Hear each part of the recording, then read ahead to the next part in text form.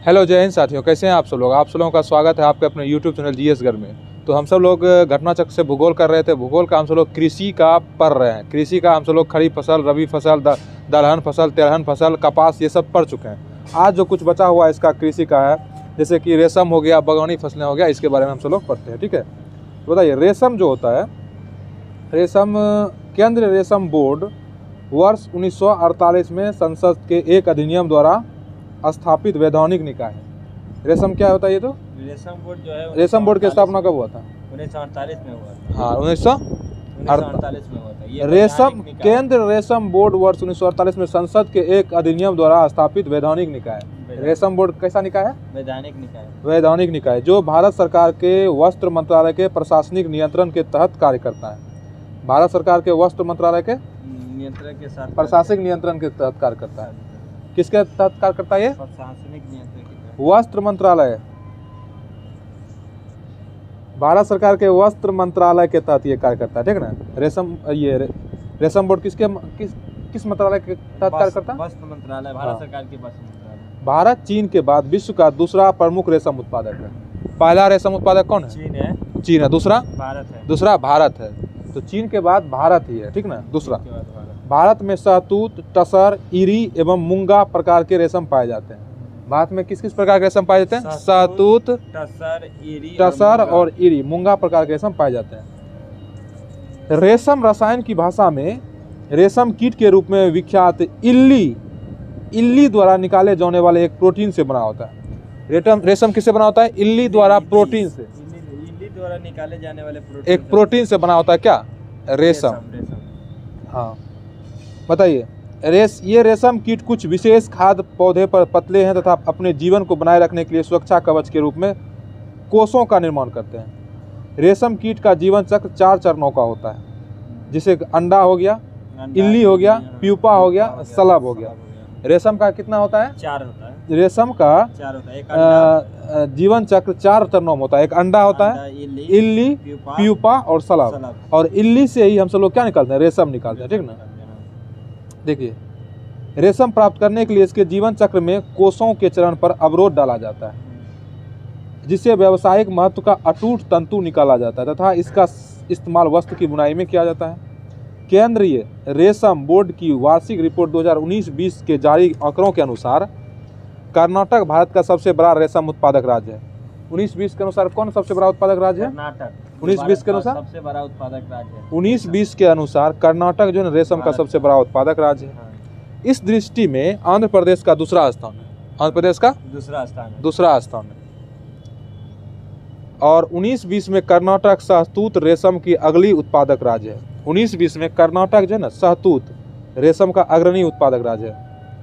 यहाँ कुल शहतूत रेशम का 44.1% उत्पादित किया जाता है।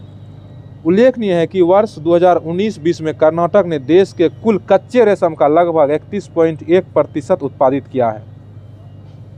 कुल रेशम उत्पादन में आंध्र प्रदेश का द्वितीय स्थान है।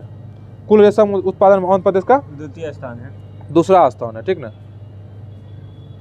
और पहला स्थान किसका है? कर्नाटक का। दूसरा स्थान आंध्र प्रदेश का। ठीक है। मूंगा रेशम असम में सर्वाधिक पैदा किया जाता है। मूंगा रेशम कहाँ होता है सर्वाधिक? असम राज्य में सर्वाधिक पैदा। हाँ, मूंगा रेशम असम राज्य में सर्वाधिक पैदा किया जाता है। यह राज्य देश के कुल मूंगा रेशम उत्पादन का 82.28% हिस्सा होता है। इरी रेशम का भी उत्पादक असम में ही होता है। इरी रेशम का उत्पादक ज्यादा कहाँ होता है? असम में। और मूंगा रेशम असम में।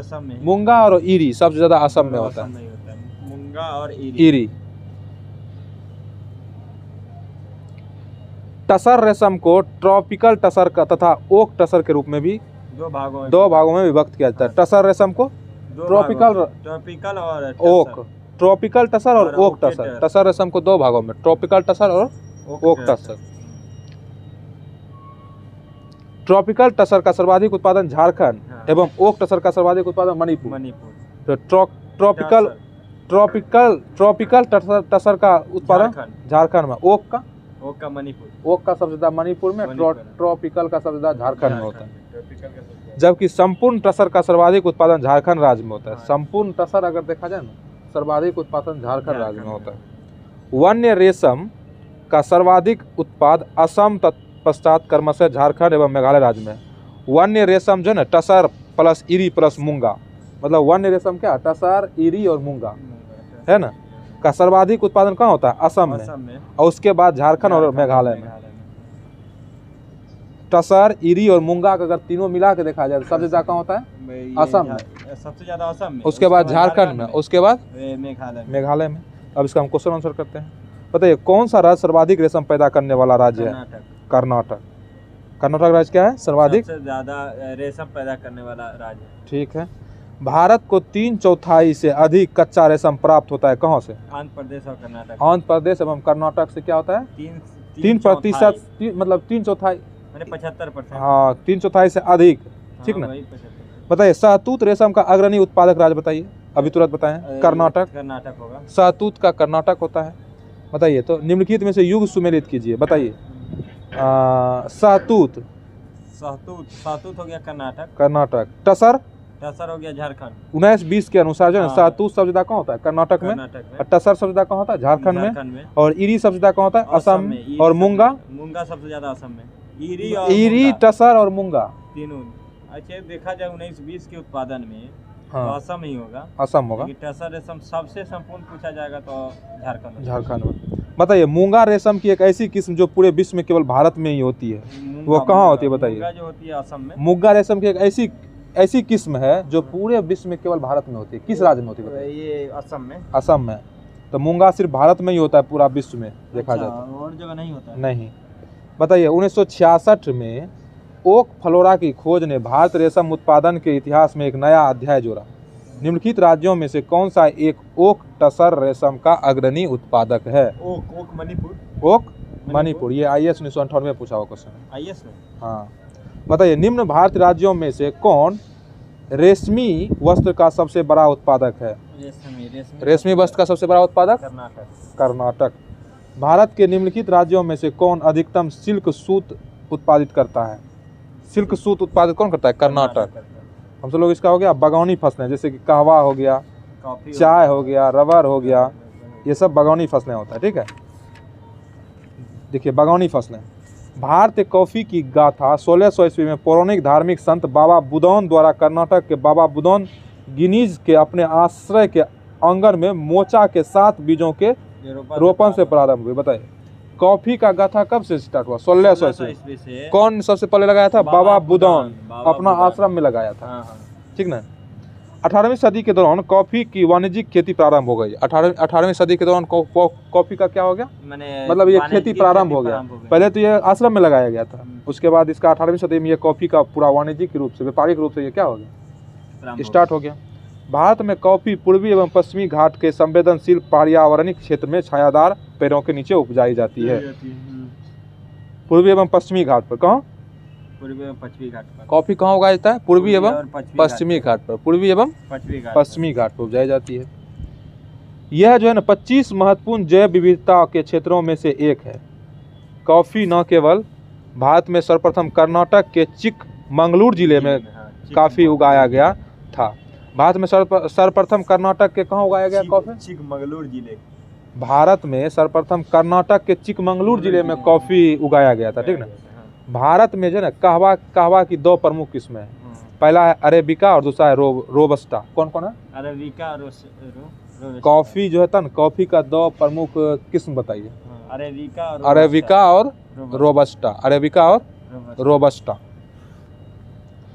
भारत में विश्व के कुल कॉफी उत्पादन का 3.2% उत्पादन किया गया है। 2020-21 के अनुसार भारत में विश्व में कितना? विश्व के कुल कॉफी उत्पादन का 3.2%। कहवा के लिए कितना टेम्परेचर होना चाहिए? 15 से 18 डिग्री सेंटीग्रेड। और औसत वार्षिक वर्षा कितनी होनी चाहिए? 150 से 250 सेंटीमीटर होना चाहिए। तो कहवा के लिए 15 से 18 सेंटीमीटर तो तापमान होना चाहिए, और 150 से 200 250 मतलब सेंटीमीटर तक बारिश होनी चाहिए। ढलवा पर्वत धरातल एवं दोमट अथवा लावा निर्मित मिट्टी इसके लिए उपयुक्त होती है। दोमट मिट्टी इसके लिए उपयुक्त होती है। ठीक ना। कौन मिट्टी होती है? कहवा के लिए कौन मिट्टी उपयुक्त? हाँ। देश में कॉफी का सर्वाधिक उत्पादन करने वाला राज्य कौन है? कर्नाटक है। कॉफी सबसे ज्यादा कहाँ होता है? कॉफी सबसे ज्यादा कर्नाटक करता है।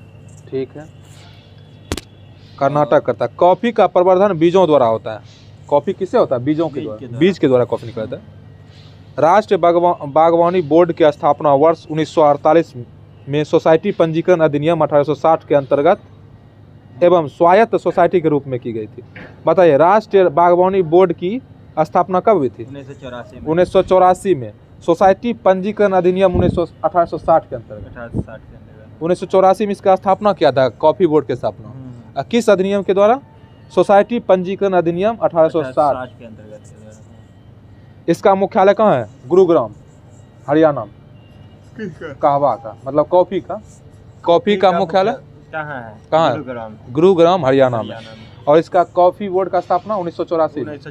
किस अधिनियम के तहत? सोसाइटी पंजीकरण अधिनियम 1860 के तहत। सोसाइटी पंजीकरण अधिनियम 1860 के द्वारा कहवा बोर्ड का स्थापना 1984 में किया गया था और इसका मुख्यालय गुरुग्राम में है। ठीक ना? गुरुग्राम, हरियाणा। हाँ।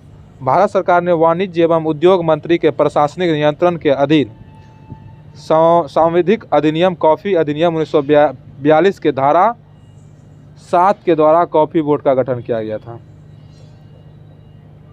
धारा 7 के द्वारा कॉफी बोर्ड का गठन किया था। कॉफी अधिनियम कब लाया गया? 1942। कॉफी अधिनियम 1942। तो इस तरह से कॉफी का वापर लिया। हम सब लोग इसका क्वेश्चन आंसर करते हैं। देखिए, राष्ट्रीय बागवानी परिषद का स्थापना कब हुआ था? 1984 में। राष्ट्रीय बागवानी परिषद का स्थापना 1984 में। ठीक ना? ये यूपीपीसीएस में पूछा हुआ क्वेश्चन है। बताइए, भारत के किस राज्य में सर्वाधिक कॉफी उत्पादन होता है? कर्नाटक में। कर्नाटक में। निम्न में से कौन सा भारत का सर्वाधिक कॉफी उत्पादन वाला राज्य है? कर्नाटक। कर्नाटक। बताइए, भारत में निम्नलिखित में से कौन सा राज्य देश का 70% से अधिक कॉफी अकेले पैदा करता है? कर्नाटक। निम्नलिखित में से किसमें कहवा खेती का क्षेत्र सर्वाधिक पाया जाता है? तमिलनाडु, कर्नाटक में। ठीक ना? सबसे ज्यादा कर्नाटक में। हाँ, तमिलनाडु में। निम्नलिखित में से किसमें कहवा की खेती का सर्वाधिक क्षेत्र पाया जाता है? कर्नाटक। हाँ, तमिलनाडु। और दूसरा स्थान पर केरल और तीसरा स्थान पर तमिलनाडु। 2020-21 के अनुसार जो है ना संदर्भ में केरल पहला स्थान पर कौन है? पहला हो गया कर्नाटक, दूसरा केरल और तीसरा हो गया तमिलनाडु। तो ये जो है ना, ये क्वेश्चन 2020 का है, इसलिए इसका आंसर दिया है तमिलनाडु। लेकिन तमिलनाडु अब तीसरा स्थान पर चला गया। पहला स्थान पर कर्नाटक होगा, दूसरा स्थान पर केरल, तीसरा स्थान पर तमिलनाडु। 2002 का है। निम्न कॉफी उत्पादन क्षेत्रों में कौन सा क्षेत्र कर्नाटक में नहीं है? देखिए, चिकमंगलुरु, कुर्ग, बाबा बुदनी नगर और पुलनेज नहीं है। ये 66वां बीपीएससी में पूछा हुआ क्वेश्चन है 2020 में। निम्न कॉफी उत्पादन क्षेत्र में कौन सा क्षेत्र कर्नाटक में नहीं है? बताइए। चिकमंगलुरु कर्नाटक में है, कुर्ग भी है, बाबा बुदनगिरी भी है और पुलनेज नहीं है। तमिलनाडु में। पुलनेज कहाँ है? तमिलनाडु में। तो सबसे पहला कहवा की खेती बाबा बुदनी किया था। ठीक ना? पहले बाबा। सबसे ज्यादा हो गया चिकमंगलुरु में। कर्नाटक में सबसे ज्यादा चिकमंगलुरु। अब देखिए, चाय और रबर। ठीक है, चाय भारत की सबसे महत्वपूर्ण बागवानी फसल है। हाँ, चाय क्या है? सबसे महत्वपूर्ण बागवानी फसल। यह दक्षिण चीन के यूनान पठार का मूल पौधा है। दक्षिण चीन के कहाँ का पौधा है? मूल पौधा यूनान पठार का मूल पौधा है। कौन? चाय। चाय किस कटिबंधीय जलवायु पौधा है? बताइए। चाय जो है उष्ण कटिबंधीय जलवायु पौधा है। कैसा है? उष्ण कटिबंध। इसके लिए कितना डिग्री सेंटीग्रेड तापमान रहना चाहिए? 25 डिग्री से 30 डिग्री सेंटीग्रेड तापमान रहना चाहिए। और बारिश कितनी होना चाहिए? 150 से 200 सेंटीमीटर। बारिश चाय के लिए 150 से 200 सेंटीमीटर। और इसमें तापमान कितना रहना चाहिए? तापमान 25 डिग्री से 30 डिग्री से 25 डिग्री से 30 डिग्री सेंटीग्रेड तापमान रहना चाहिए। ठीक है। और 15 से 200 सेंटीमीटर तक वार्षिक वर्षा तथा ढलान युक्त पहाड़ी आदर्श परिस्थिति होती है। 150 से 200 सेंटीमीटर बारिश। हाँ। भारत में चाय की 2 प्रमुख किस्में हैं, बोहिया या चीनी, असामिका या असमी। भारत में कितना प्रकार की चाय की किस्में? 2 प्रकार की, बोहिया या चीनी, आसमिका या असमी। आसमिका और आसमिक। बताइए, कितने प्रकार की चाय की किस्में? कौन कौन? आसमिक। पहला है बोहिया या चीनी। इसको और चीनी। हाँ, बोहिया या चीनी दोनों एक ही चीज है। और दूसरा है असामिका या असमी। असामिका या असमी। पहला है बोहिया या चीनी। तो चाय की 2 किस्म हो गया। चाय अधिकतम 1953 के चाय अधिनियम कब आया था? चाय अधिनियम 1953 के अनुच्छेद 4 के प्रावधानों के अनुसार टी बोर्ड की स्थापना हुई थी। 1 अप्रैल 1954 में हुई थी। चाय अधिनियम कब आया था? 1953 में। लेकिन अनुच्छेद 4 के प्रावधान के द्वारा टी बोर्ड का गठन किया गया 1 अप्रैल 1954 में। टी बोर्ड का चाय बोर्ड का गठन कब किया गया? 1954 में। किस अधिनियम के द्वारा लाया था? 1953 अधिनियम के द्वारा और अनुच्छेद 4 के तहत। ठीक है, अनुच्छेद 4 के तहत चाय बोर्ड का गठन कब हुआ था बताइए? ये 1953 में 1954 में हुआ था। 1 अप्रैल 1954 में चाय बोर्ड का स्थापना हुआ। टी बोर्ड की स्थापना में। हाँ वही हुआ, चाय बोर्ड, स्थापना। चाय बोर्ड और टी बोर्ड वही हुआ। चाय अधिनियम आया 1953 में। अधिनियम 1953 में आया अनुच्छेद 4 के द्वारा, लेकिन स्थापना हुआ 1 अप्रैल 1954 को। जो चाय जो अधिनियम 1953 में आया, हाँ, और इसकी स्थापना 1 अप्रैल 1954 को कर दिया। जी जी जी जी, चलिए ठीक है, समझ गए ना? जी सर। भारत का सबसे बड़ा चाय उत्पादक राज्य असम है। असम है। कौन है? असम है। 2020-21 के अनुसार भारत का सबसे चाय उत्पादक बड़ा राज्य असम है। टी बोर्ड ऑफ इंडिया द्वारा जारी आंकड़ों के अनुसार भारत में चाय का सबसे उत्पादक राज्य असम है। ठीक ना? उसके बाद असम के बाद क्या है? पश्चिम बंगाल, तमिलनाडु, केरल, कर्नाटक। कौन कौन है असम के बाद? पश्चिम बंगाल, तमिलनाडु, केरल, कर्नाटक नहीं, पश्चिम बंगाल, तमिलनाडु, केरल, कर्नाटक। हाँ ठीक है, इस तरह से। टी बोर्ड ऑफ इंडिया द्वारा जारी आंकड़ों के अनुसार वर्ष 2020 में चाय उत्पादक शीर्ष 5 देश है। देश चाय उत्पादक का शीर्ष 5 देश बताइए? चीन, भारत, केन्या, श्रीलंका और वियतनाम। चीन, भारत, केन्या, श्रीलंका, वियतनाम। चीन, भारत, केन्या, श्रीलंका, वियतनाम। चीन, भारत, केन्या, श्रीलंका, वियतनाम। ठीक हो गया? चीन, भारत, केन्या, श्रीलंका, वियतनाम। ठीक है, वेरी गुड। वर्ष 2018 में देखिए और क्या हुआ। 2020 के आंकड़ों के अनुसार 5 शीर्ष उत्पादक देश क्रमशः है चीन, भारत, केन्या, अर्जेंटीना एवं श्रीलंका।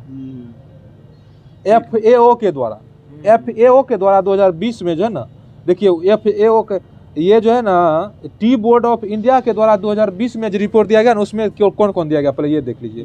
भारत, चीन, केन्या, श्रीलंका, वियतनाम। लेकिन FAO 2020 के अनुसार 5 राज्य हो गया: चीन, भारत, केन्या, अर्जेंटीना एवं श्रीलंका।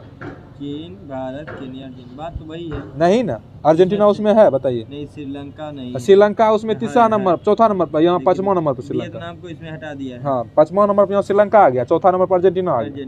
हाँ। जबकि FAO द्वारा जारी आंकड़ों के अनुसार 2018 में उत्पादन एवं उपभोग दोनों के ही संदर्भ में चीन पहले एवं भारत दूसरे स्थान पर थे। वहाँ के लोग भी खूब चाय पीता है। चाय उत्पादन और उपभोग सबसे ज्यादा पहला चीन करता है और दूसरा स्थान पर भारत करता है। ठीक ना? 2018 के आंकड़ों के अनुसार है। टी बोर्ड ऑफ इंडिया द्वारा जारी आंकड़ों के अनुसार वर्ष 2020 में विश्व के शीर्ष 3 शीर्ष निर्यातक देशों में, निर्यातक मतलब जो बेचता है, केन्या हो गया, चीन हो गया, श्रीलंका हो गया और भारत हो गया। भारत चौथा स्थान पर है। सबसे ज्यादा कौन बेचता है? केन्या। उसके बाद चीन बेचता है, उसके बाद श्रीलंका बेचता है, उसके बाद भारत बेचता है। भारत उगाता है दूसरा नंबर पर, लेकिन पी भी जाता है। 4 नंबर पर आता है बेचने में। हाँ, अब देखिए रबर के बारे में। चाय खत्म हो गया। रबर के पौधों के लिए गर्म एवं नम जलवायु की आवश्यकता होती है। रबर के पौधों के लिए गर्म एवं नम जलवायु, गर्म एवं इसके लिए 25 डिग्री से 28 डिग्री सेंटीग्रेड की वहाँ मासिक और 300 सेंटीमीटर से औसत वर्षा होना चाहिए। तापमान होना चाहिए 25 से 28 डिग्री सेंटीग्रेड और वर्षा कितनी होनी चाहिए? 300 से अधिक होनी चाहिए। ठीक है, अब देखिए भारत का सबसे बड़ा रबर उत्पादक कौन है? केरल। भारत का सबसे बड़ा रबर उत्पादक राज्य केरल। केरल का रबर उत्पादन राष्ट्र हिस्सा घटकर, मतलब कि पहले था कितना? 87.56%, लेकिन 2018-19 में 75.68% रह गया केरल का। ठीक ना? एर्नाकुलम, कोट्टायम, कोझिकोड एवं कोल्लम केरल के प्रमुख रबर उत्पादक जिले हैं। कौन कौन केरल के प्रमुख रबर उत्पादक जिले हैं? एर्नाकुलम, कोट्टायम, कोझिकोड एवं कोल्लम केरल के प्रमुख उत्पादक जिला हैं। ठीक है,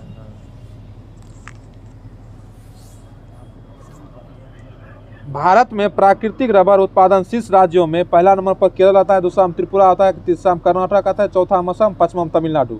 बताइए प्राकृतिक रबर उत्पादन में सबसे पहला स्थान पर कौन आता है? केरल, दूसरा में त्रिपुरा, कर्नाटक, असम और तमिलनाडु। अगर प्राकृतिक रबर के बारे में पूछेगा सबसे पहला स्थान पर केरल आता है, दूसरा में त्रिपुरा, कर्नाटक, चौथा में आ जाएगा असम, पांचवा में आएगा तमिलनाडु।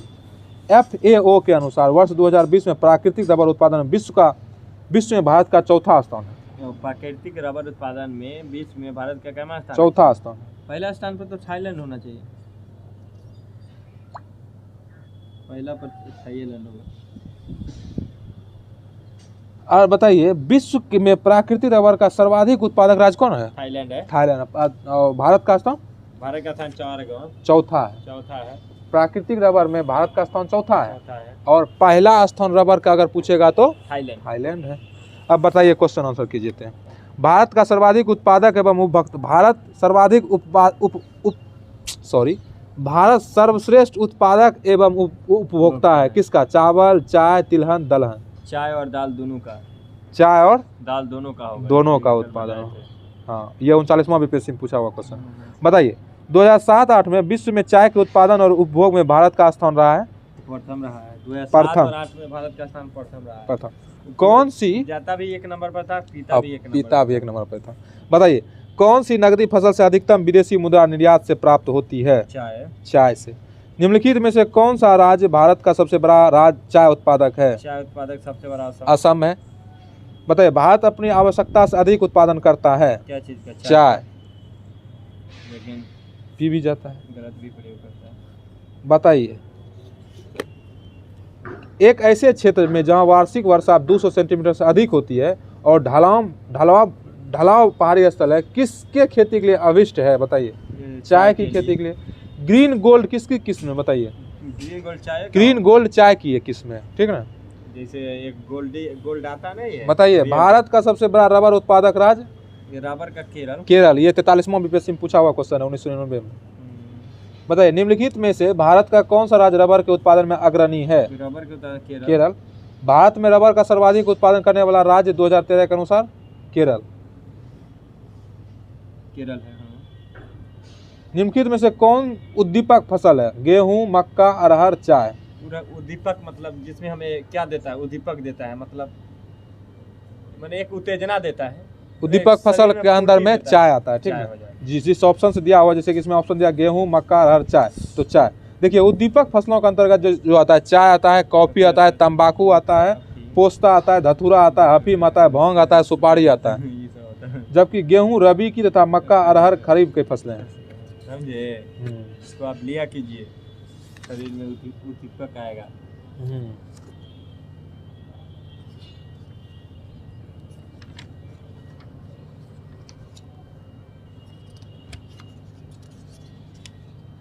चलिए तो हम सब लोग अब अन्य बागवानी फसलें पढ़ते हैं, ठीक है?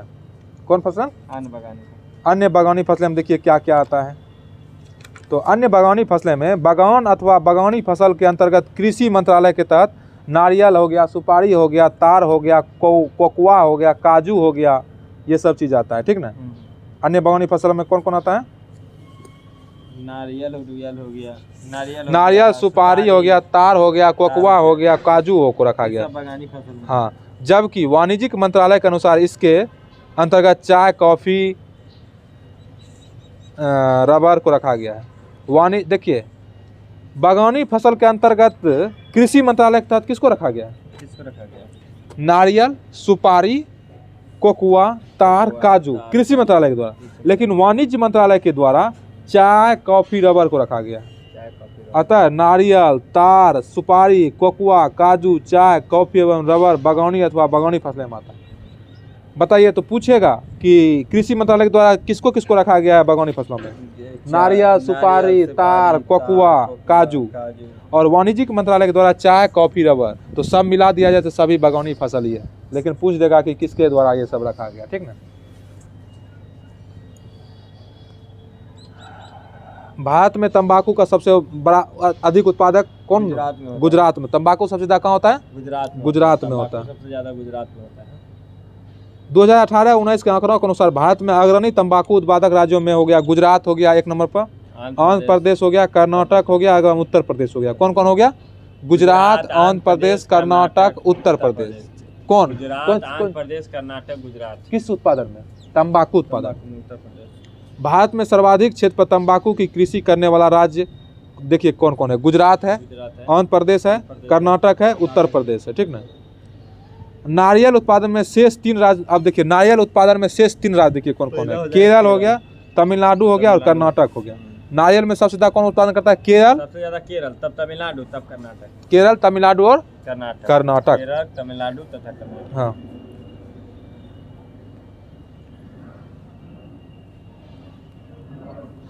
इस प्रकार केरल नारियल का सबसे बड़ा उत्पादक राज्य हुआ ना। केरल क्या हुआ? नारियल उत्पादक में सबसे बड़ा राज्य। वैश्विक रूप से वर्ष 2020 में इंडोनेशिया, भारत तथा फिलीपींस नारियल के उत्पादन की दृष्टि से अग्रणी देश है। केरल में कई प्रकार की मसाला फसलों के उगाए जाने के कारण इसे मसालों का बागान भी कहा जाता है, ठीक ना। मसालों का अग्रणी उत्पादक राज्य मध्य प्रदेश है। मसाला में सबसे ज्यादा 2019-20 में मसाला कौन उगा रहा है? सबसे ज्यादा मध्य प्रदेश। हाँ, पहले केरल था, मध्य प्रदेश हो गया 19-20 के अनुसार। केरल में कई प्रकार की मसाला फसलों के लिए उगाए जाते हैं, इसलिए इसे मसालों का बागान कहा जाता है। केरल को क्या बोला था? मसालों का बागान। क्या बोला था केरल को? मसालों का बागान। केरल को मसालों का बागान कहा जाता है। 2020 के अनुसार, वर्ष 2019-20 के आंकड़ों के अनुसार मसालों का अग्रणी उत्पादक राज्य मध्य प्रदेश है। केरल प्राचीन काल से ही विश्व में गर्म मसालों के संवर्धन के लिए प्रसिद्ध है। लौंग, यूजीनिया केरिया फाइलेटा नामक मध्यम कद वाले सदाबहार वृक्ष की सूखी पुष्प कलिका है। लौंग जो है ना, लौंग यूजीनिया केरिया फाइलेटा जो है ना नामक मध्य कद वाले सदाबहार वृक्ष की सूखी पुष्प कलिका है। कौन? लौंग, यूजीनिया केरिया फाइलेटा। लौंग जो है ना, लौंग यूजीनिया केरियो फाइलेटा का जो है ना सूखी हुई पुष्प कलिका है। सूखी हुई पुष्प कलिका। हाँ, लौंग एक प्रकार का मसाला है, ठीक ना। मसाला है लौंग। वर्ष 2021-20 के अनुसार लौंग की सर्वाधिक खेती क्रमशः तमिलनाडु, केरल, कर्नाटक तथा अंडमान निकोबार द्वीप समूह होता है। सबसे ज्यादा तमिलनाडु में, सबसे ज्यादा लौंग तमिलनाडु में, उसके बाद केरल में, कर्नाटक में, उसके बाद अंडमान निकोबार द्वीप समूह में होता है। 2020-21 के अनुसार लौंग उत्पादक शीर्ष राज्य हो गया तमिलनाडु, कर्नाटक, केरल। कौन हो गया? तमिलनाडु, कर्नाटक, केरल 2020-21 के अनुसार। 2020-21 के अनुसार सुपारी उत्पादक में भारत के 3 अग्रणी राज्य कौन है? कर्नाटक, केरल और असम। सुपारी में सबसे कौन है? कर्नाटक, केरल और असम। सबसे कर्नाटक, उसके बाद केरल, उसके बाद असम, ठीक ना। सुपारी में कर्नाटक, केरल, असम। देखिए काजू जो है ना, काजू भारत में 3 अग्रणी काजू उत्पादक राज्य बताइए तो? महाराष्ट्र, आंध्र प्रदेश, उड़ीसा। काजू जो सबसे ज्यादा कहाँ होगा? महाराष्ट्र, आंध्र प्रदेश, उड़ीसा। महाराष्ट्र, आंध्र प्रदेश, उड़ीसा। और काली मिर्च को काला सोना कहा जाता है। काली मिर्च को क्या बोलता है? काला सोना कहा जाता है। काली मिर्च के लिए उष्ण और आर्द्र जलवायु, 200 सेंटीमीटर वार्षिक वर्षा, 1100 से 1300 मीटर तक ऊंचाई के पहाड़ी के ढाल तथा 15 से 30 डिग्री सेंटीग्रेड तक वार्षिक ताप प्रेशर की आवश्यकता होती है। काजू के लिए, सॉरी, काली मिर्च के लिए 200 सेंटीमीटर से अधिक वर्षा होनी चाहिए, मतलब और इससे हाइट पर 1100 से 1300 मीटर की ऊंचाई पर होनी चाहिए, और 15 डिग्री से 30 डिग्री सेंटीग्रेड तक की ताप होना चाहिए, तापमान होनी चाहिए। ठीक है, काली मिर्च जो उष्ण और आर्द्र जलवायु में होता है, नहीं काली मिर्च, हाँ उष्ण और आर्द्र जलवायु में ना होता है, उष्ण और आर्द्र जलवायु में होता है। अब देखिए आगे दिया है, भारत में वर्ष 2019-20 के अंतिम आंकड़ों के अनुसार शीर्ष 3 मसाला उत्पादक राज्य देखिए, मध्य प्रदेश हो गया, राजस्थान हो गया, गुजरात हो गया। 19-20 के अनुसार सबसे ज्यादा मध्य प्रदेश हो गया, राजस्थान हो गया, गुजरात हो गया मसाला उत्पादन में। ठीक है, देखिए गुजरात हो गया। अब देखिए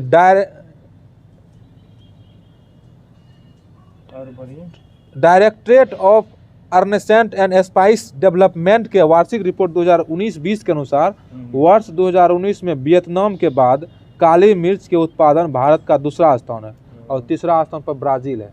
बताइए, पहला पर कौन है? पहला स्थान पर वियतनाम है, दूसरा स्थान पर भारत है और तीसरा स्थान पर ब्राजील है काली मिर्च के उत्पादन में। काली मिर्च के, हाँ, काली मिर्च के उत्पादन पहला स्थान पर कौन है? वियतनाम। और दूसरा स्थान पर भारत, तीसरा स्थान पर ब्राजील। तो इस तरह से हम अन्य बागवानी फसलें, हम जो काजू देख लिए, सुपारी देख लिए, नारियल देख लिए, काली मिर्च देख लिए, तो हम सब लोग इसका क्वेश्चन आंसर करते हैं। बताइए, भारत के किस राज्य में कहवा, रबर तथा तंबाकू सभी की कृषि की जाती है? कर्नाटक में। बताइए तो चाय में बागवानी कृषि के अंतर्गत उगाई जाने वाली मुख्य फसल है, मतलब भारत में हाँ। बागवानी कृषि के अंतर्गत उगाई जाने वाली मुख्य फसलें बताइए। चाय, रबर, नारियल, कहवा। कहवा। चाय, रबर, नारियल, कहवा। बताइए भारत के तंबाकू का 1/3 से अधिक उत्पादन प्राप्त होता है कहाँ से तंबाकू का? बताए हुए थे यहाँ तो उत्तर प्रदेश से। आंध्र प्रदेश से। सॉरी आंध्र प्रदेश से। उत्तर प्रदेश। 1/3 से अधिक आंध्र प्रदेश। 1/3 से मतलब 75% से अधिक होता है भाई। भारत में तंबाकू का सबसे बड़ा उत्पादक राज्य उत्तर प्रदेश। 1/3 बोले थे वो 3/4। वो दूसरा चीज था। भारत में तंबाकू का सबसे बड़ा उत्पादक राज्य कौन है? सबसे बड़ा उत्पादक तंबाकू में उत्तर प्रदेश। उत्तर प्रदेश। देखिए ये 2007 का एक क्वेश्चन है, लेकिन 2018-19 के अनुसार जो है भारत के अग्रणी तंबाकू उत्पादक राज्य सबसे ज्यादा गुजरात होता है, तो आंध्र प्रदेश, तब कर्नाटक, तब उत्तर प्रदेश। उत्तर प्रदेश अब चल गया चौथा नंबर पर। अब पहले सबसे बड़ा उत्पादक राज्य होता था उत्तर प्रदेश तंबाकू का। यह क्वेश्चन है यूपी पीसीएस का 2007 का, लेकिन जब 18-19 में रिपोर्ट आया तो सबसे ज्यादा इसका तंबाकू का गुजरात हो गया, आंध्र प्रदेश हो गया, कर्नाटक हो गया, तब उत्तर प्रदेश हो गया। ठीक ना। भारत में तंबाकू का सर्वाधिक उत्पादन करने वाला राज्य गुजरात। नहीं, आंध्र प्रदेश। नहीं, तंबाकू का सबसे ज्यादा उत्पादन करने वाला गुजरात है, लेकिन ये 2008 का क्वेश्चन है तो दे दिया है मध्य प्रदेश, लेकिन होगा गुजरात। ठीक ना। अच्छा बताइए भारत में नारियल का सबसे उत्पादक राज्य? सबसे ज्यादा यहाँ पे केरल में होता है। ठीक है, नारियल सबसे ज्यादा केरल में ना होता है। हाँ। बताइए तो निम्नलिखित में से कौन सा राज्य इलायची के उत्पादन के लिए पहचान नहीं करता है? ऑप्शन दे रहे हैं केरल, कर्नाटक, तमिलनाडु और उड़ीसा। मतलब उड़ीसा में इलायची नहीं होता और सभी जगह इलायची होता है। इसका सही आंसर उड़ीसा होगा। केरल राज्य विश्व भर में निम्न में से किसके संवर्धन के लिए जाना जाता है? गरम मसाले के लिए नहीं पढ़े थे? गरम मसाले के लिए संवर्धन के लिए केरल राज्य जाना जाता है विश्व भर में। केरल राज्य, सही से बोलिए, केरल राज्य। जी सर। मसालों का बागान किसको कहा जाता है? मसालों का बागान केरल को कहा जाता है। केरल को मसालों का बागान केरल को कहा जाता है। निम्नलिखित राज्यों में कौन इलायची एवं काली मिर्च का सबसे बड़ा उत्पादक है? केरल। लौंग प्राप्त होता है, बताइए किससे प्राप्त होता है? पुष्पकली से लौंग प्राप्त होता है। पुष्पकली से, जो कि यूजीनिया कैरियोफाइलेटा नामक मध्य कद वाले सदाबहार वृक्ष की सूखी हुई पुष्प होती है। ठीक ना। लौंग की खेती होती है, बताइए कहाँ होती है? लौंग की खेती कहाँ होती है? तमिलनाडु में। सर्वाधिक तमिलनाडु में, उसके बाद केरल में, उसके बाद कर्नाटक में। तमिलनाडु, केरल, कर्नाटक। लौंग की खेती सबसे ज्यादा तमिलनाडु, तब केरल। कौन सा मसाला भारत के काला सोना के रूप में जाना जाता है? काला सोना, काली मिर्च। काला सोना होगा तो काली मिर्च। निम्न में से कौन सा काजू प्रमुख उत्पादक राज्य है? ऑप्शन दे रहे हैं गोवा, महाराष्ट्र, केरल, कर्नाटक। महाराष्ट्र में सबसे ज्यादा काजू होता है। महाराष्ट्र में काजू सबसे ज्यादा काजू होता है। भारत में एकमात्र राज्य जो केसर का उत्पादन करता है? केसर हो गया जम्मू कश्मीर। एक ही ऐसा राज्य है जो केसर। ये 60 और 62वां बीपीएससी में पूछा था। ठीक है। अब देखिए झूमिंग कृषि, जो कि काफी महत्वपूर्ण है। झूमिंग कृषि, देखिए झूम कृषि का एक स्थानांतरित कृषि पद्धति है। स्थानांतरित कृषि, झूम कृषि कैसा है? एक मतलब स्थानांतरित मतलब कि जगह चेंज करके। स्थानांतरित मतलब आज यहाँ किए, कुछ दिन के बाद फिर वहाँ करेंगे। स्थानांतरित कृषि है झूमिंग कृषि। ठीक ना। यह कृषि पद्धति भारत में असम, मेघालय, नागालैंड, मणिपुर, त्रिपुरा, मिजोरम, अरुणाचल प्रदेश, उड़ीसा, मध्य प्रदेश, झारखंड, छत्तीसगढ़ एवं आंध्र प्रदेश में जनजातियों के द्वारा अपनाया जाता है। बताइए झूमिंग कृषि एक स्थानांतरित कृषि है। ठीक ना। और ये कहाँ होता है बताइए? मध्य प्रदेश, उड़ीसा, अरुणाचल प्रदेश, असम, मेघालय, नागालैंड, मध्य प्रदेश, उड़ीसा, त्रिपुरा, अरुणाचल प्रदेश, मणिपुर, मध्य प्रदेश, झारखंड, छत्तीसगढ़, आंध्र प्रदेश। ये सब जनजातियां पाई जाती, यहाँ की जनजातियां करती है सब। कौन? झूमिंग कृषि। झूम कृषि को असम में झूम, आंध्र प्रदेश में पोंडू तथा मध्य प्रदेश में विभिन्न भागों में बेवार, पेंडा और मसान नामों से जाना जाता है। देखिए झूम कृषि को असम में झूम बोलते हैं। ठीक ना। आंध्र प्रदेश में क्या बोलते हैं? पोडू। आंध्र प्रदेश में पोडू और मध्य प्रदेश के विभिन्न भागों में बेवार, पेंडा और मसान बोलते हैं। झूम कृषि के अंतर्गत जंगलों को काटकर या जलाकर कृषि योग्य भूमि का निर्माण किया जाता है। ठीक ना। उस स्थान की उर्वरता समाप्त होने पर दूसरे स्थान पर यह पुनः प्रक्रिया अपनाया जाता है। मतलब मान लीजिए काट और वहाँ जो है ना आग लगा, उसके बाद वहाँ कृषि करता है। अगर वहाँ की उर्वरता समाप्त हो गई तो वहाँ छोड़ के फिर वही प्रक्रिया दूसरी जगह करता है। इस तरह झूमिंग कृषि पौधा के लिए खतरनाक होता है। हाँ। झूमिंग कृषि मुख्यतः उष्ण कटिबंधीय वन प्रदेश में पाया जाता है, सिर्फ उष्ण कटिबंध वन प्रदेशों में की जाती है, ठीक ना। झूम कृषि उत्तर पूर्वी राज्यों के पहाड़ी क्षेत्रों में अधिक प्रचलित है। जंगल काटकर सूखने को छोड़ना, हाँ। इसी को झूमिंग पद्धति कहते हैं। बताइए झूमिंग, ऑप्शन दे रहे हैं, मतलब क्वेश्चन आंसर कर रहे हैं। झूमिंग अथवा पेरा पद्धति क्या है? क्या है? जंगल काटकर सूखने को छोड़ देना। झूम किसे कहते हैं? झूम जो है खेती की पद्धति है। खेती की पद्धति है। झूमिंग सर्वाधिक व्यवहारत में कहाँ पर है? हाँ, नागालैंड में। चालवासी कृषि में निम्नलिखित राज्यों के पहाड़ी क्षेत्रों की प्रमुख समस्या है। चालवासी कृषि निम्नांकित राज्यों के पहाड़ी क्षेत्रों की प्रमुख समस्या है। ऑप्शन असम तथा बिहार में, बिहार तथा उड़ीसा में, उड़ीसा तथा मध्य प्रदेश में, महाराष्ट्र तथा उत्तर प्रदेश। बताइए कौन सा होगा? ये असम तथा बिहार में चालवासी कृषि जो है दिया हुआ, चालवासी कृषि निम्नांकित राज्यों के पहाड़ी क्षेत्रों की प्रमुख समस्या है। कहाँ की है? असम और बिहार के। असम और बिहार के, ठीक है जी सर। तो इस तरह से हम लोग झूम कृषि हो गया। अब कृषि हो गया उड़ीसा, देखिए केरला, झूम असम में होता है। तो हम सब लोग इस तरह झूमिंग कृषि पढ़ लिया। अब कृषि का कुछ विविध पढ़ते हैं, मतलब कुछ विशेषता, मतलब कि विविध में कृषि में क्या क्या और मिक्सचर, इसके बारे में चर्चा हम करेंगे। आर्थिक समीक्षा 2020-21 के अनुसार 2020-21 में देश के कुल खाद्यान्न उत्पादन लगभग कितना है? 308.6 मिलियन टन है, ठीक है। भारत में वर्ष 2020-21 में चतुर्थ अग्रिम अनुमानों के अनुसार चावल का उत्पादन 122.3 मिलियन टन, गेहूं का उत्पादन 105.5 मिलियन टन है।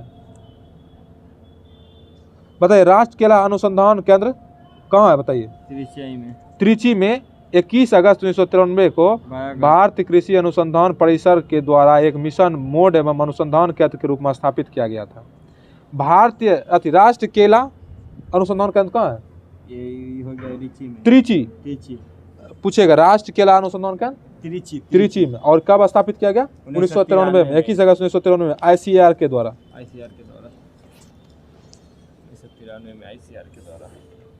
बताइए भारत में केला उत्पादन के राज्यों में 3 अग्रणी राज्य बताइए। आंध्र प्रदेश, गुजरात, महाराष्ट्र।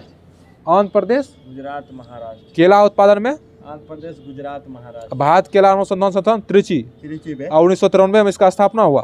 और केला उत्पादन में पहला स्थान पर कौन है? आंध्र प्रदेश, गुजरात, तीसरा महाराष्ट्र। अब देखिए मक्का का वनस्पति नाम क्या है? जियामेज। मक्का का वनस्पति नाम क्या है? जियामेज है, ठीक ना। यह एक मक्का यह एक प्रमुख खाद्य फसल है। इसकी विविध कृषि जलवायु परिस्थितियों के प्रति अनुकूलता के कारण वर्ष भर बोया जाता है। वैश्विक स्तर पर इसे अनाजों की रौनी कहा जाता है। किसको? मक्का को अनाजों की रौनी कहा जाता है। मक्का एक C4 पौधा है। मक्के का प्रयोग मंड पाउडर एवं डेक्सट्रिसन साइटेक्सेस जैसे मंड उत्पादन के होता है। इसके अलावा मक्के के तेल का प्रयोग जैव डीजल के उत्पादन में भी किया जाता है। मक्का का तेल का प्रयोग भी होता है, जैव डीजल के उत्पादन में किया जाता है। जैव डीजल, हाँ। मक्के के प्रयोग से कई प्रकार के एल्कोहलिक पेय तथा कॉर्न व्हिस्की, काउडम आदि भी तैयार किए जाते हैं। मक्का भारत में चाय एवं गेहूं के बाद उत्पादित एवं उपभोग की जाने वाली तीसरी सबसे बड़ी खाद्य फसलें हैं। भारत में मक्का में 3 अग्रणी राज्य कौन है? भारत में मक्का में 3 अग्रणी राज्य, कर्नाटक हो गया, मध्य प्रदेश हो गया, महाराष्ट्र हो गया। कर्नाटक, मध्य प्रदेश। मक्का का सबसे कहाँ होता है भारत में? सबसे ज्यादा कर्नाटक में, उसके बाद मध्य प्रदेश, उसके बाद महाराष्ट्र में। सबसे ज्यादा अगर मक्का बोला कर्नाटक में, मध्य प्रदेश में, महाराष्ट्र में। शक्तिमान 1 और शक्तिमान 2 मक्का की आनुवंशिक परिवर्तित उच्च किस्में हैं। भागीरथी घाटी में राजमा और आलू की खेती प्रारंभ करने का श्रेय फ्रेडरिक विल्सन को दिया जाता है। भागीरथी घाटी में राजमा और आलू खेती करने का श्रेय फ्रेडरिक विल्सन को दिया जाता है, ठीक ना। 19वीं शताब्दी में भागीरथी घाटी में अस्थायी रूप से बसने वाले प्रमुख गोरे व्यक्ति थे। कौन? Frederick Wilson. उन्हें पहाड़ी एवं राजा ऑफ हर्सिन के उपनाम दिए गए। फ्रेडरिक विल्सन को क्या दिया गया? पहाड़ी एवं राजा ऑफ हर्सिन के उपनाम दिए गए। आलू का सबसे बड़ा उत्पादक राज्य कौन है? उत्तर प्रदेश। आलू का सबसे बड़ा उत्पादक राज्य उत्तर प्रदेश, इसके बाद पश्चिम बंगाल और इसके बाद बिहार है। पहला उत्तर प्रदेश, उसके बाद पश्चिम बंगाल, उसके बाद बिहार। पहला आलू उत्पादन में कौन है? सबसे पहले हो गया उत्तर प्रदेश, उसके बाद दूसरा पश्चिम बंगाल, उसके बाद बिहार। बिहार हो गया। ठीक है। आलू में लगने वाले प्रमुख रोग कौन है? एक होता है उसमें झुलसा रोग, पछेता झुलसा, हाँ झुलसा रोग, ठीक ना? झुलस जाता है। हाँ। गंगा के निचले मैदान में जलवायु में उच्च तापमान के साथ आर्द्रता रहती है। इस प्रकार के जलवायु के वाले क्षेत्र में धान और जूट की फसलें सर्वाधिक होती है। जूट एक कैसी फसल है? खरीफ फसल। जूट एक खरीफ फसल है। इसे मार्च से मई तक की अवधि में बोया जाता है। जूट की खेती के लिए उच्चतम तापमान सहित आर्द्र जलवायु की आवश्यकता पड़ती है। ठीक। भारत में जूट की खेती मुख्यतः पूर्वी क्षेत्र में सीमित है। जूट की खेती पूर्वीय क्षेत्र तक सीमित है जूट की खेती। ठीक ना? जूट मुख्यतः 9 राज्यों पश्चिम बंगाल, उड़ीसा, असम, बिहार, मेघालय, तमिलनाडु, झारखंड, उत्तर प्रदेश में होता है। ठीक ना? पश्चिम बंगाल जो है भारत का सर्वाधिक जूट उत्पादक राज्य है। पश्चिम बंगाल सबसे ज्यादा जूट तो पश्चिम बंगाल में ही होता है। मेस्ता क्या? मेस्ता एक जूट की किस्म है। मेस्ता, हाँ, मेस्ता जूट की एक किस्म है मेस्ता। अच्छा, बाजरा देखिए तो बाजरा का सबसे ज्यादा उत्पादक राज्य कौन है? राजस्थान, उसके बाद उत्तर प्रदेश और हरियाणा। बाजरा राजस्थान, उत्तर अच्छा, प्रदेश, केसर को और किस नाम से जाना जाता है? जाफरान। जाफरान, जाफरान सबसे ज्यादा केसर में जम्मू कश्मीर में होता है। भारत के अतिरिक्त केसर के अन्य महत्वपूर्ण उत्पादक देश, भारत के अतिरिक्त अन्य और उत्पादन में केसर में कहाँ होता है? स्पेन में होता है, ईरान में होता है, ग्रीस में होता है, इटली में होता है। हाँ, स्पेन तो देश है, नहीं पता है आपको? सबसे ज्यादा मतलब देखिए, भारत में तो केसर जम्मू कश्मीर में होता है। अन्य और देशों में अगर पूछा जाए तो सब स्पेन हो जाएगा, ईरान हो जाएगा, ग्रीस हो जाएगा, इटली हो जाएगा। ठीक ना?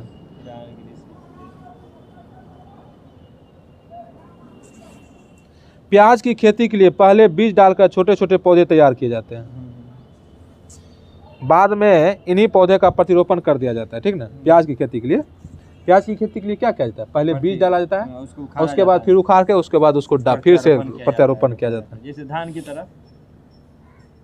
प्याज उत्पादन में भारत के शीर्ष पर 3 राज्य कौन कौन है? प्याज उत्पादन में महाराष्ट्र, मध्य प्रदेश और गुजरात। सबसे ज्यादा प्याज कहाँ होता है? महाराष्ट्र में, उसके बाद तब गुजरात। महाराष्ट्र, मध्य प्रदेश और गुजरात। प्याज सबसे ज्यादा कहाँ होता है? महाराष्ट्र, मध्य प्रदेश, गुजरात। ठीक है, वेरी गुड। 2019-20 के आंकड़ों के अनुसार भारत में कुल उत्पादन में आंध्र प्रदेश का प्रथम स्थान है। क्या चीज में? प्याज में। प्याज के उत्पादन 2019-20 के अनुसार आंकड़ों के अनुसार भारत में कुल फल उत्पादन में सबसे पहला स्थान किसका?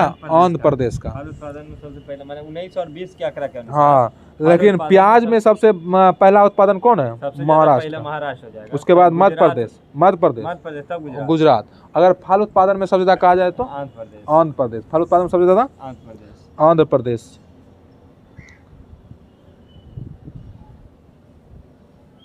इसके आंध्र प्रदेश के बाद उसके बाद महाराष्ट्र हो गया, उत्तर प्रदेश आ जाता है। ठीक ना? भारत में आम का उत्पादन करने वाला प्रमुख राज्य कौन कौन है बताइए? आंध्र प्रदेश, उत्तर प्रदेश, बिहार, कर्नाटक एवं तमिलनाडु। हाँ, आम की बीज रहित प्रजाति सिंधु का है। आम की बीज रहित प्रजाति कौन है? सिंधु। यह विश्व की एकमात्र बीज रहित प्रजाति है। सिंधु जो है ना, विश्व की एकमात्र बीज रहित प्रजाति है। ठीक ना? आम की आम्रपाली किस्म भारतीय कृषि अनुसंधान संस्थान पूसा द्वारा वर्ष 1971 में दशहरी एवं नीलम के क्रॉस से विकसित की गई थी। दशहरी और नीलम के क्रॉस से विकसित किया गया। कौन? आम्रपाली। आम्रपाली किस्म जो है ना, आम की आम्रपाली किस्म जो है ना, पूसा में किया गया था दशहरी और नीलम के क्रॉस से। दशहरी और नीलम को मिलाकर एक आम्रपाली को उत्पादन कर दिया गया। आम की नियमित फसल वाली प्रजाति बेंगालोरा, नीलम, आम्रपाली तथा दशहरी 51 है। दशहरी, चौसा एवं लंगड़ा आम की नियमित फसल वाली प्रजाति नहीं है। दशहरी, चौसा एवं लंगड़ा आम की नियमित फसल वाली प्रजाति नहीं है। ललित एवं बनारसी अमरूद की उन्नत किस्म है। ललित और बनारसी किसकी है? अमरूद की उन्नत किस्म है। ठीक है। आंवला के फल औषधीय गुणों से युक्त होता है। इसमें विटामिन सी प्रचुर मात्रा में होता है। देखिए आंवला के बारे में पढ़ते हैं, आंवला की फल जो है औषधि है, गुण प्रचुर होता है और इसमें विटामिन सी होता है। अदरक का तना जो भूमिगत होता है खाद का संग्रहण करता है, अदरक खाद का संग्रहण, और अदरक कैसा होता है, प्रकंद कहलाता है। अनाज के दानों का उत्पादन ओट मिल है, अनाज के दानों का उत्पादन क्या है, ओट मिल है। सामान्यतः इसे लोगों के भोजन एवं पशुओं के चारे के रूप में उपयोग किया जाता है। उत्तराखंड में उगाए जाने वाले अनाज मरुआ का निर्यात जापान को किया जा रहा है। मरुआ का निर्यात किसको किया जा रहा है, जापान को किया जा रहा है। मरुआ से बनी खाद्य सामग्री को विदेश में बड़ी मांग है, इसका प्रयोग बच्चों के स्वास्थ्यवर्धक उत्पादन बनाने में किया जाता है। मरुआ जो हम लोग मरुआ खाते हैं, कोदा मरुआ खाए आप? नहीं खाए। लोबिया, मूंग और अरहर तीनों फसल का प्रयोग खाद्य चारा एवं दलहन के रूप में किया जाता है, ठीक ना। राष्ट्रीय खाद्य सुरक्षा मिशन का एक लक्ष्य धारण नीति से देश के चुनिंदा जिलों में कृषिगत जमीन में बढ़ोतरी एवं उत्पादन में वृद्धि लाकर कुछ फसलों की उत्पादकता में वृद्धि लाना है। जैसे कि ये फसल, जैसे कि ये कौन, चावल, गेहूं, दलहनी फसल मैंने उपज बढ़ाने के लिए एक राष्ट्रीय खाद्य सुरक्षा मिशन चला था। हाँ, जरूरी भी था सर। अच्छा बताइए, समुद्री मछली जो है ना, आंध्र प्रदेश में ताजे जल की मछली का उत्पादन सर्वाधिक है। आंध्र प्रदेश में क्या है, ताजे मछली का, ताजे जल मछली का उत्पादन सबसे ज्यादा है आंध्र प्रदेश में। समुद्री मछली के उत्पादन में अग्रणी राज्य कौन है, गुजरात है, उसके बाद अरुणाचल प्रदेश है, ठीक ना। अरुणाचल प्रदेश है। कौन अग्रणी राज्य में कौन है, गुजरात और अरुणाचल प्रदेश समुद्री मछली उत्पादन। लेकिन ताजे जल की मछली उत्पादन में आंध्र प्रदेश। ताजे मछली का पूछेगा तो आंध्र प्रदेश, और समुद्री पूछ देगा गुजरात और अरुणाचल प्रदेश, ठीक ना।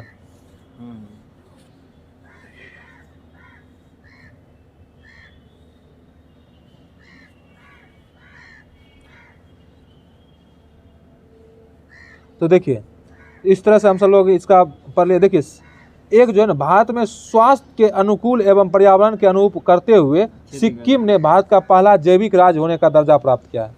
भारत का सबसे पहला जैविक राज्य प्राप्त होने का दर्जा किसको है, सिक्किम को। सिक्किम को, किसको है, सिक्किम को। सिक्किम। भारत में स्वास्थ्य के अनुकूल एवं पर्यावरण के अनुरूप खेती करते हुए, स्वास्थ्य के अनुरूप और पर्यावरण के अनुकूल माने खेती करते मतलब स्वास्थ्य के अनुरूप, स्वास्थ्य के अनुकूल एवं पर्यावरण के अनुरूप खेती करते हुए सिक्किम ने भारत का पहला जैविक पर्यावरण के अनुरूप खेती करते हुए सिक्किम ने भारत का पहला जैविक राज्य होने का दर्जा प्राप्त किया।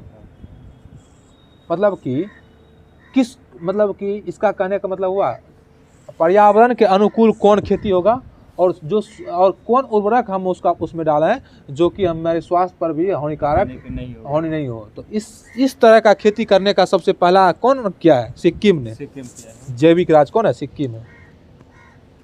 उल्लेखनीय है कि पूर्ण रूप से जैविक खादों पर आधारित फसल पैदा करने या अन्य शब्दों में बिना कीटनाशक या रासायनिक उर्वरकों का प्रयोग करते हुए फसल पैदा करना जैविक खेती कहलाता है। वही ना, मैंने खाद मतलब बहुत कम मात्रा में। हाँ। अब देखिए बोरलॉग पुरस्कार कृषि विज्ञान के क्षेत्र में दिया जाता है। बोरलॉग पुरस्कार कृषि विज्ञान के क्षेत्र में बोरलॉग पुरस्कार। इस पुरस्कार की शुरुआत वर्ष 1972 में नोबेल पुरस्कार विजेता नॉर्मन ई बोरलॉग के नाम पर किया गया। और बोरलॉग पुरस्कार जो है ये कब स्टार्ट किया गया, 1972 में। इस तरह से हम लोग पूरा पढ़ लिए। अब देखिए इसका जो है ना क्वेश्चन आंसर करते हैं। प्रमाणित बीजों के थैलों पर प्रयोग किए जाने वाले टैग का रंग होता है नीला होता है। टैग का रंग कैसा होता है, नीला। बीज के थैलों पर प्रयोग किए जाने वाले टैग का रंग कैसा होता है, नीला होता है। 2011-12 का निरंतर गिर रहा था। बताइए तो भारत के निम्नलिखित राज्यों में से किसमें वर्ष 2013 में आलू का सर्वाधिक उत्पादन हुआ था, उत्तर प्रदेश में।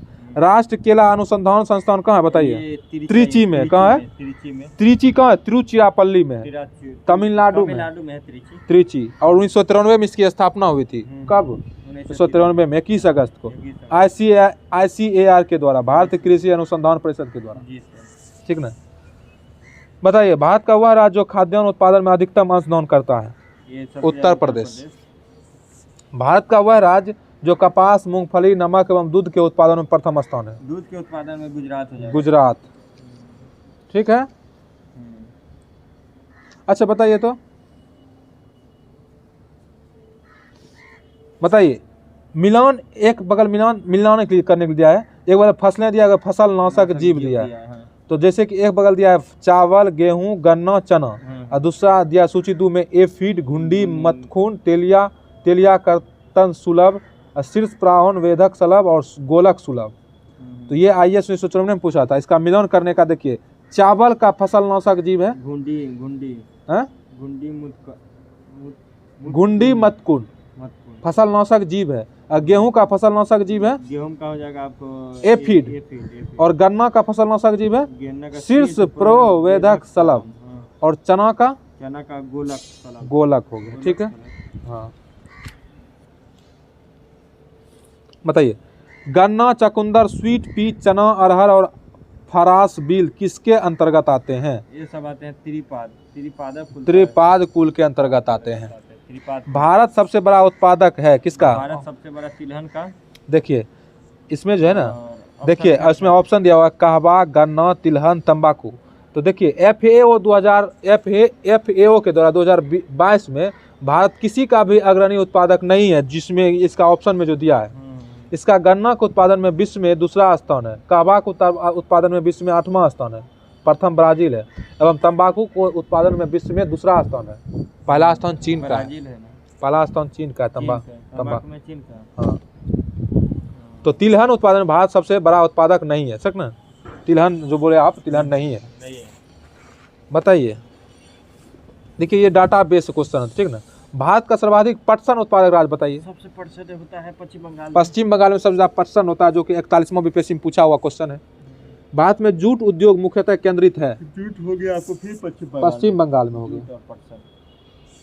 भारत में जूट का सर्वाधिक क्षेत्र पश्चिम बंगाल में। निम्नलिखित में से कौन सा समूह रेशे वाली फसलों से संबंधित है? पटसन, चना, अलसी, मसूर, जय, ढेंचा। ऑप्शन सी में कपास, जूट, सनई, यही सही है। वर्ष भर बोई जाने वाली फसल क्या है? मक्का। मक्का की फसल पकने की अवधि कितना दिन होता है बताइए?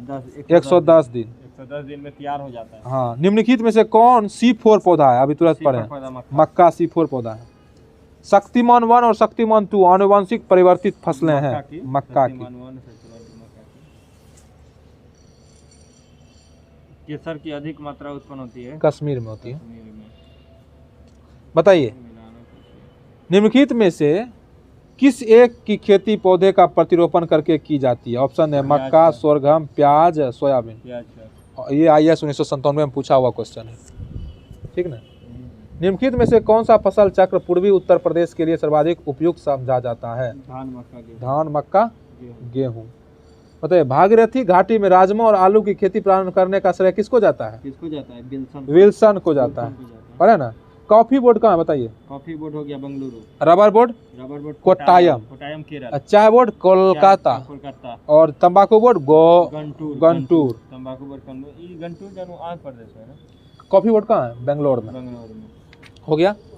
सब्जी उत्पादक में भारत का स्थान है? सब्जी के उत्पादन में द्वितीय स्थान है भारत का। भारत का द्वितीय स्थान। निम्नलिखित में से विश्व में सब्जियों का सर्वाधिक उत्पादन करने वाला देश? सबसे ज्यादा चीन करता है। सबसे ज्यादा चीन करता है। आम की बीज रहित प्रजाति है सिंधु। हाँ, आम की बीज रहित प्रजाति है सिंधु। निम्न में से कौन सी आम की किस्म दशहरी एवं नीलम के क्रॉस से विकसित किया गया है? अमरपाली। ललित जिसकी उन्नत किस्म है बताइए? ललित अमरूद की। आम, हाँ, ललित अमरूद की उन्नत किस्म है। आम की निम्न प्रजातियों में कौन नियमित फसल वाली प्रजाति है? नियमित प्रजाति नियमित वाली प्रजाति दशहरी होगा। दशहरी नहीं होगा, दशहरी 51 होगा। दशहरी 1 दिया। नियमित फसल वाली प्रजाति जन जैसे दशहरी 1 हो गया, आम की, और बंगलौरा हो गया, नीलम हो गया, यही सब हो। कंचन एक उन्नत किस्म है बताइए? ये कंचन जो हो गया आंवला का। गंगा वाराणसी का एक प्रजाति है? गंगा वाराणसी का एक प्रजाति कौन है? गंगा वाराणसी का एक प्रजाति है काशी मथुर खरबूजे की बनारसी लौकी का है। गंगा वाराणसी एक लौकी का प्रजाति है। बताइए, किस राज्य में केले का अधिकतम उत्पादन होता है? सबसे ज्यादा केला बिहार में, क्या तमिलनाडु में और आंध्र प्रदेश में। ठीक है। 2017 अनुसार, जो 2017-18 के अनुसार केला उत्पादन करने वाला राज्य आंध्र प्रदेश है। तब गुजरात था, महाराष्ट्र था, तमिलनाडु था। गुजरात निम्न फसलों में से किस एक के मुख्य उत्पादों में से एक है। गेहूं, गन्ना, बाजरा, नारियल। बताइए कौन? बाजरा। बोरलॉग पुरस्कार निम्न में से किस एक वैज्ञानिक क्षेत्र में दिया जाता है? बोरलॉग पुरस्कार कृषि में। कृषि के क्षेत्र में। बताइए तो प्रसंस्करण हेतु आलू की सबसे अच्छी किस्म कौन है? कुफरी चिप्सोना 2। कुफरी चिप्सोना 2 आलू की सबसे अच्छी किस्म। हाँ। बताइए राष्ट्रीय खाद्य सुरक्षा मिशन का एक लक्ष्य धारणीय रीति से देश के चुनिंदा जिलों में खेतीगत जमीन में बढ़ोतरी एवं उत्पादकता में वृद्धि लाकर कुछ फसलों की उत्पादकता में वृद्धि लाना है। ये फसलें कौन सी है? ये फसलें चावल, गेहूं, दलहन और सब्जियां हैं। केवल चाय नहीं, सॉरी, इसका जो सही आंसर होगा केवल चावल, गेहूं और दलहन होगा। ये IAS 2010 में पूछा हुआ क्वेश्चन। बताइए निम्नलिखित में से कौन फसलें अधिकांशतः निर्वाहन मूलक कृषि के अंतर्गत पैदा की जाती है? मोटे अनाज और चावल। निर्वाहन के लिए। अदरक का तना जो मिट्टी में उगता है और खाद एवं संग्रहण करता है वह क्या कहलाता है? प्रकंद कहलाता है। निम्न में से कौन अनाज के दानों का उत्पाद है? दानों का उत्पाद ओट मिल। नहीं बोला अनाज के दानों का उत्पादन ओट मिल, इससे पहले हम चर्चा कर चुके हैं थ्योरी में। उत्तराखंड में उगाए जाने वाला अनाज मंडुआ का निर्यात अधिकांशतः किस देश को किया जा रहा है? जापान को। जापान को। मरुआ। बोले तो मरुआ खाए हैं। हाँ नहीं खाए हैं। रोटी खाइएगा उसका अच्छा लगता है। बताइए निम्नलिखित में से राज्यों में से कौन सा जनवरी 2016 में भारत का प्रथम जैविक राज्य घोषित हुआ था? सिक्किम। बताए थे ना। भारत के निम्नलिखित राज्यों में से किसे देश का प्रथम पूर्ण रूप से जैविक राज्य घोषित किया गया है? सिक्किम को।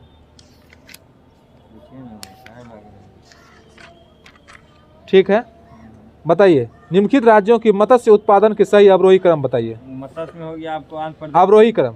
हाँ, आंध्र प्रदेश, गुजरात, केरल, तमिलनाडु। सही है। आंध्र प्रदेश, गुजरात, केरल और तमिलनाडु। आंध्र प्रदेश, गुजरात, केरल, तमिलनाडु। ठीक है। बताइए ये तो है।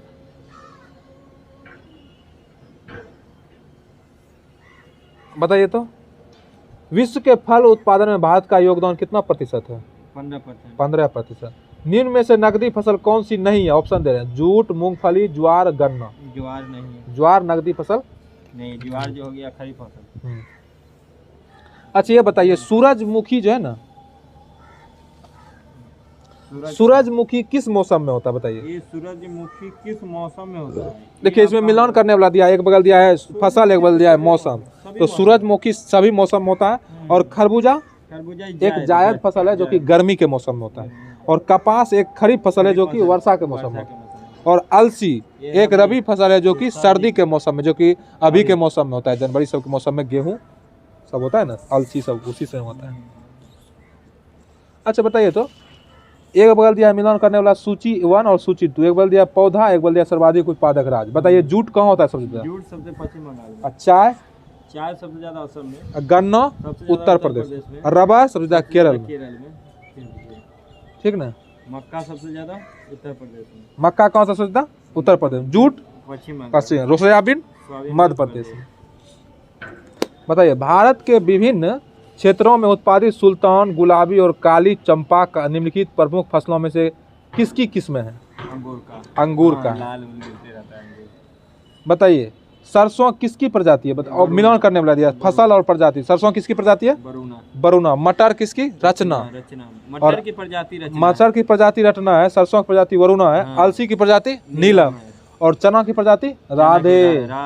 चना नहीं, धान की प्रजाति है। चना। अच्छा चना की प्रजाति राधे। मक्का। देखिए अगला क्वेश्चन है। मक्का, आलू, गन्ना, मूंग फसल चक्र उदाहरण है 3 वर्षीय। ये 3 वर्षीय फसल चक्र का उदाहरण है। नावी MG क्या है? बताइए। नावी MG गेहूं की एक किस्म है। नावी MG गेहूं की एक किस्म है। बताइए प्रथम शाकनाशी का विश्व में उत्पादन कितना है? 240। मतलब प्रथम कीटनाशी का विश्व में उत्पादन 240। किस मतलब कि इसका कहने का मतलब हुआ क्वेश्चन का प्रथम कौन कीटनाशी था जो कि सबसे पहले विश्व में आया था? 240। इस तरह से हम लोग पूरा पढ़ लिया। अब थोड़ा सा पशुपालन देख लेते हैं। ठीक है।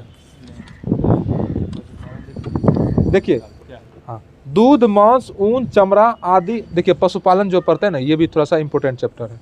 दूध, मांस, ऊन, चमड़ा आदि पशु उत्पादन को प्राप्त करने और कृषि कार्य तथा माल परिवहन के लिए पशुओं को पालतू बनाने की क्रिया को क्या कहते हैं? पशुपालन करते हैं। पहले दूध चाहिए, माल ढोने के लिए, कृषि करने के लिए जो पशुपालन का हम लोग क्या करते हैं, पालन पोषण करते हैं। पशुपालनों का पालन पोषण करते हैं। अपनी भाषा 20 वर्षीय पशुधन संगणना वर्ष 2019 के अनुसार 20वीं पशुधन संगणना 2019 के अनुसार भारत में 194.46 मिलियन गाय बैल है।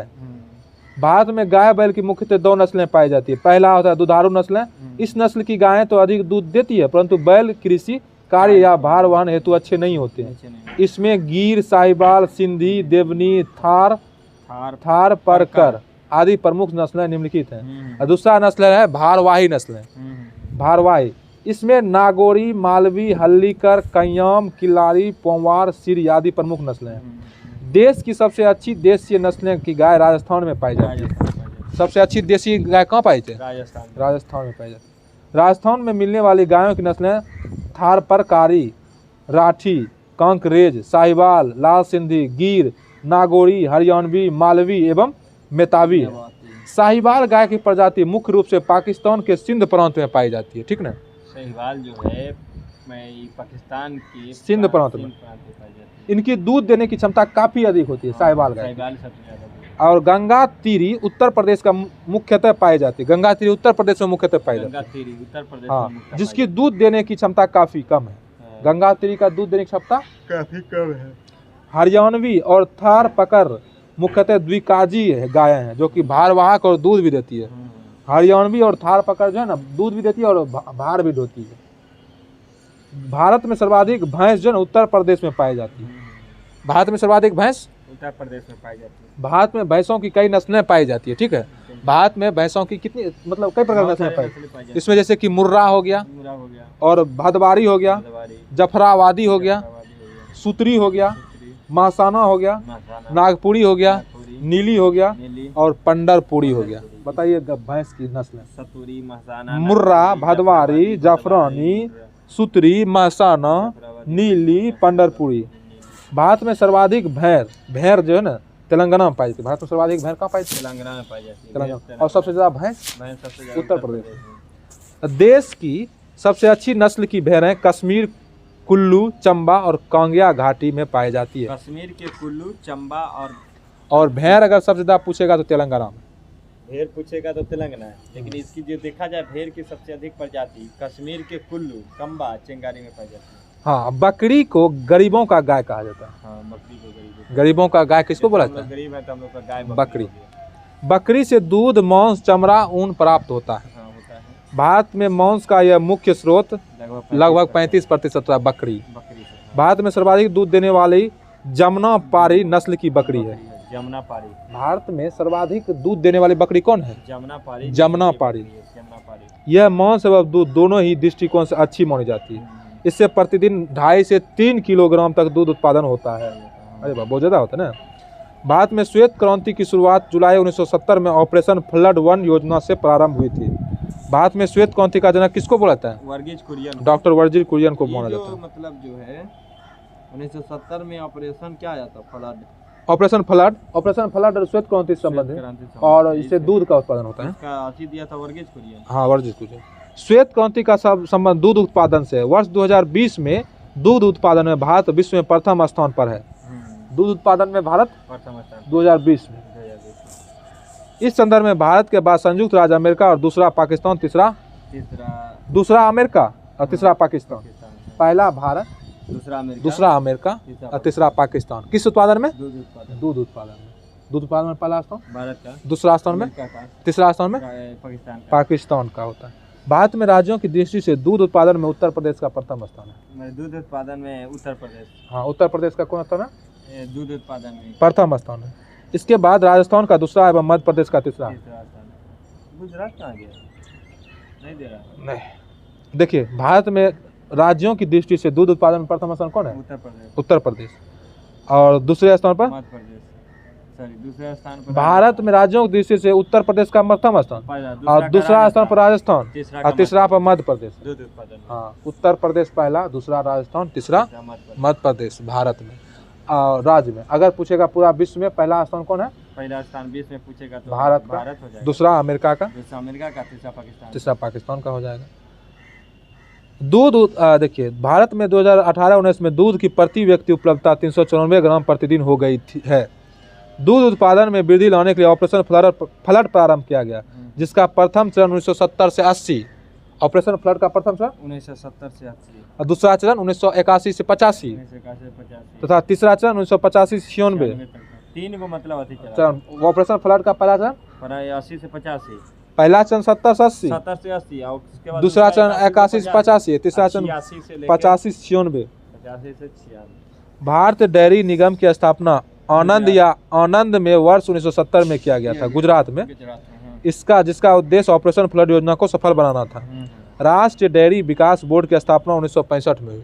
राष्ट्रीय डेयरी विकास बोर्ड की स्थापना कब हुई? 1965 में हुई थी। कहाँ पे? राष्ट्रीय डेयरी विकास बोर्ड की स्थापना 1965 में। कब हुई? 1965 में। 1965 में कहाँ हुई? 1965 में गुजरात में। नेशनल डेयरी विकास बोर्ड एवं भारतीय डेयरी निगम के सूत्रधार डॉक्टर वर्जीत कुरियन थे। राष्ट्रीय डेयरी शोध संस्थान राष्ट्रीय डेयरी शोध संस्थान कहाँ है? करनाल, हरियाणा में। अगर पूछेगा राष्ट्रीय डेयरी विकास बोर्ड की स्थापना कब हुई? 1965 में। और राष्ट्रीय डेयरी शोध संस्थान की स्थापना अब कहाँ है? करनाल, हरियाणा। और करनाल में जो है ना, इसे वर्ष 1989 में डीम्ड विश्वविद्यालय का दर्जा प्रदान किया गया। इसे राष्ट्रीय डेयरी शोध संस्थान करनाल में है, स्थित है, और इसे जन 1989 में डीम्ड विश्वविद्यालय का दर्जा प्रदान किया गया। भारत में सर्वाधिक पशु घनत्व बिहार राज्य का है। भारत में सर्वाधिक पशु घनत्व बिहार राज्य का है। सब में वर्ष 2019 में कुल पशुधन के संदर्भ में उत्तर प्रदेश शीर्ष तथा राजस्थान एवं मध्य प्रदेश दूसरे तथा तीसरे स्थान पर है पशुधन में, जबकि मवेशियों गोवंशीय के संबंध में शेष 3 राज्य क्रमशः पश्चिम बंगाल, उत्तर प्रदेश एवं मध्य प्रदेश है। इस तरह से हम सब लोग पशुपालन पढ़ लिए और ये बहुत ही ज़्यादा इंपॉर्टेंट है। तो हम सब लोग क्वेश्चन आंसर करते हैं, ठीक है। देखिए स्टॉक फार्मिंग क्या है? स्टॉक फार्मिंग जो है पशुओं का जो प्रजनन होता है ना, उसी को स्टॉक फार्मिंग कहा जाता है। हाँ, पशुओं का प्रजनन क्या बोला था? Stock farming. Very good. प्रति 100 हेक्टेयर सकल कृषि क्षेत्र में मवेशियों की संख्या का घनत्व सबसे अधिक कहाँ है? सबसे ज्यादा अधिक होता है बिहार में। बिहार में, ये IAS 1994 में पूछा हुआ। सबसे ज्यादा जनसंख्या पशुपालन का घनत्व जो है बिहार में है।